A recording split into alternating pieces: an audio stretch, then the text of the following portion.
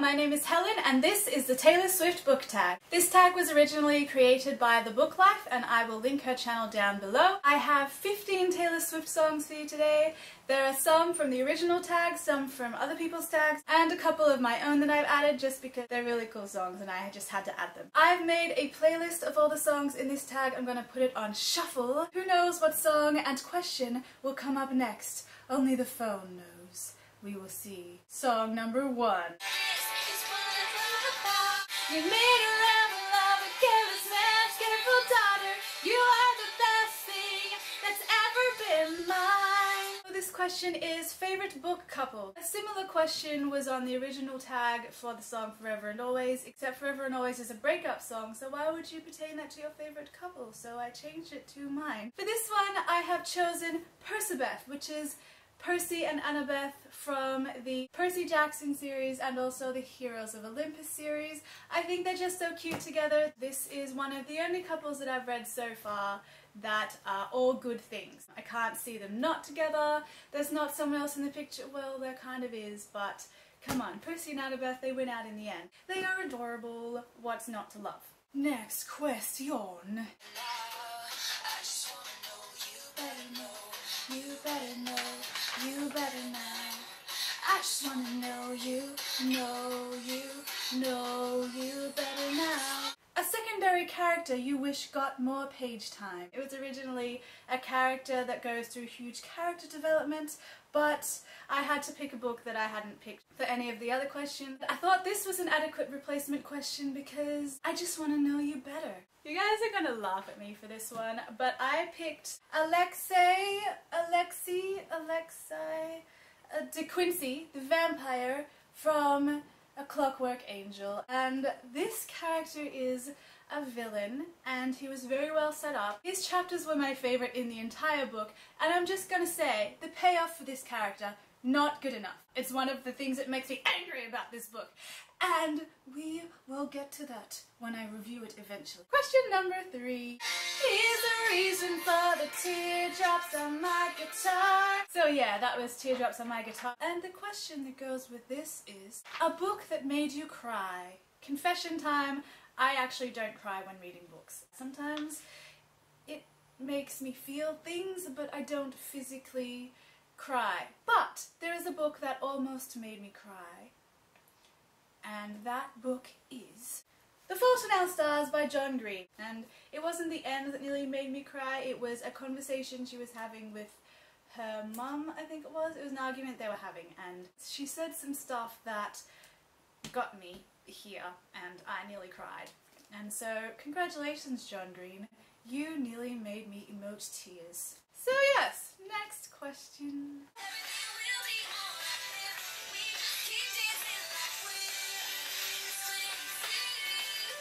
So yeah, so that was the song I just had to add because it's a really fun song that just had to be added to the list. It was asking me and I said yes. So this is a fun feel-good book that makes you feel happy even when you're feeling your worst. And for this one I chose Molly and Me by John Grogan. This is a book about a couple who buy a dog and he is the worst dog in the world, but they love him anyway. I am a huge dog person. Dogs are my favourite animals. Well, no, tigers are my favourite animals, but dogs are pretty close second. The thing is about this book is that it's gotten some pretty negative reviews, but I don't care.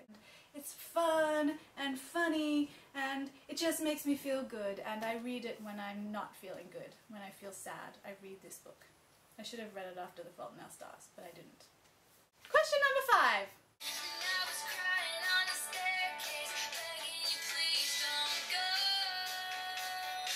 It's a love story, baby, just say yes. A book with forbidden love. Honestly, I've had very little experience with books about forbidden love. It's not a topic I come across a lot. Maybe I will in the future, who knows. I've read a couple, and the one that sticks in my mind is City of Bones by Cassandra Clare. Not this one particularly, but the next one. There's kind of this forbidden thing that goes on between, what's her name, between Clary and this guy, and I don't know how I feel about that, Cassandra Clare. Couldn't you have come up with any other reason to keep them apart other than that one. Moving on. If you can see that I'm the one who understands you, then you're all alone, so why can't you see? You belong with me. You belong with me. Most anticipated book release. The actual question is most anticipated book release of 2015, but I didn't really know, so I picked one that's coming out very, very soon, but not soon enough.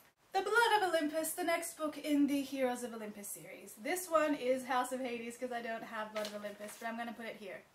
There. Look how pretty the picture is! Yes, I can't wait! And it's coming out on October 7th, and I'm so excited and I can't wait, but I don't want it to end. I don't want anyone to die, and I want them to just all live happily ever after, except Octavian. He can be killed. I don't really care about him. But the others.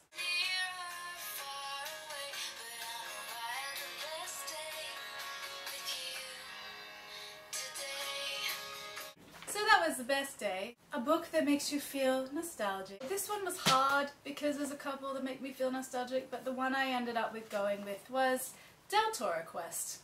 This is the bind-up of all 7 books in one. This book I read when I was in early high school / late primary school, I think. The writing is very, very middle grade, but it's still a good series and a fun adventure, and occasionally I peruse over it to remind me of a better time and to read over this because I really did like the series. I thought it was really cool.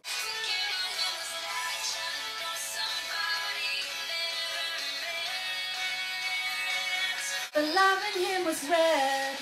Yes, I know one line from that song. A book with a red cover. I chose Eon by Alison Goodman, and it has red in the title and a red outline of the calendar thing, and the dragon is red because there's red on its fingers. This writing is red, and there's red seeping in the background there. Just red, and red there as well. It's red! Yay! Time turns flames to embers. You'll have new Septembers. Every one of us is next up to. Oh, today is never too late to be brand new. An ending that was spoiled for you. This is an interesting one, and I don't own the book for this. I borrowed it from the library. But there is a story, and it starts with Cinder, and I'm gonna put the book here. Yeah, look, isn't the cover so pretty? So Cinder is an interesting one because the book spoiled itself. I'm not going to reveal anything about how the book ends, but there are a couple of reveals and twists that happen at the end that I saw them all coming, and that was a shame because it wasn't as exciting for me because I knew how it was going to end. So the book spoiled itself, which is weird, but it did. So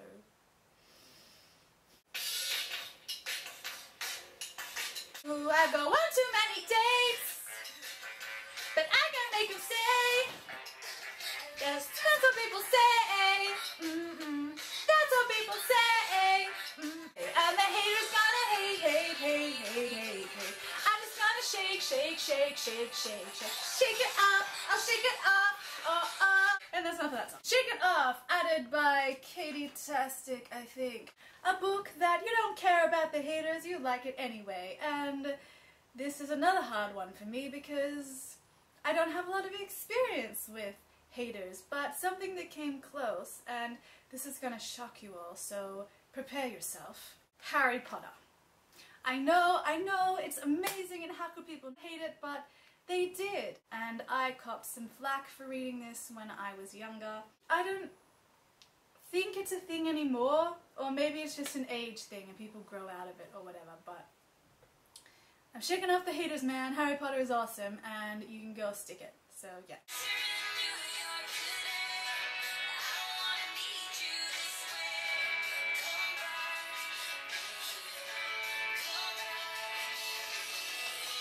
The book least likely to lend out for fear of missing too much. All of them, as if I lend out my books. I'm joking. If someone asked, maybe I would. But I think the one that are least likely to give out is Percy Jackson and the Olympians. I think this is the one I'd be least likely to lend out. Maybe my Harry Potter books as well, because they're already a little damaged from being so old. So maybe those ones. But the thing is that I had double copies of the first one, and I lent one to a friend, and I never got it back. So yeah, not lending this one out, that's for sure. Good thing I had a spare. Said you needed space. What? Then you come around again and say, baby, I miss you and I swear I'm gonna change. Trust me, remember how that lasted for a day? I say, I hate you, we break up, you call me, I love you. You go talk to your friends, talk to my friends, talk to me.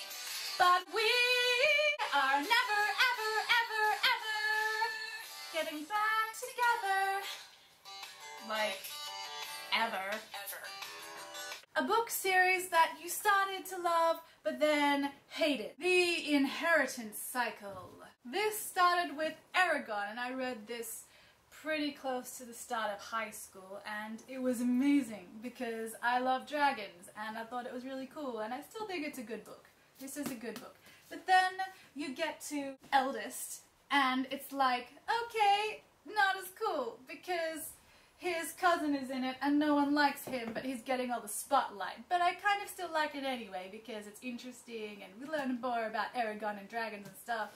We get to Brazinger, and every second chapter is about what's his name? I can't even remember his name. Roaring. His name is Roaring, and he's the most boring character ever, and he got like most of the page time in this book, and I just didn't care about him or his stupid villain. And also, the series kind of got more boring as it got along. I mean, this book started off as a trilogy, and then he went, I'm gonna split these books into two, and half the stuff in this book you didn't even really need. And maybe I might read Inheritance. Maybe I want to know how it ends, but still, this book made me angry, and now I don't like the series as much. And I can't even reread Eragon, even though I really kind of still like it. Oh my god, I need to go and hit something because I'm really angry now. What question is next? I hate that stupid old pickup truck, you never let me drive. As far as I'm concerned, you're just another picture to burn. And I added this one because I thought that Taylor Swift album needed some more loving from this list. A character you can't stand. Isn't that funny? Coming off the back of this book, a character you can't stand. And I have to pick another one now, even though I really hate Roaring. While I'm on an angry roll, let's go with Vereen Scapegrace from Skullduggery Pleasant. Okay, so who is this character? He starts off as a villain at the start of this book. You learn pretty quickly that he's a pretty pathetic villain, and he's just silly and stupid, and he gets more silly and stupid as he goes along, and he thinks he's really awesome, but he's just not. And in every book, he just comes back. I don't even know where he is now. The series has ended, going on to do more stupid things, and people like him now. And like, what? Why couldn't you just kill him off? Calming down. Please let it be a happy song. I really need a happy song. Up again, to break me like a promise, so casually cruel in the name of being honest. I'm a crumpled up piece of paper lying here to remember it all, all, all.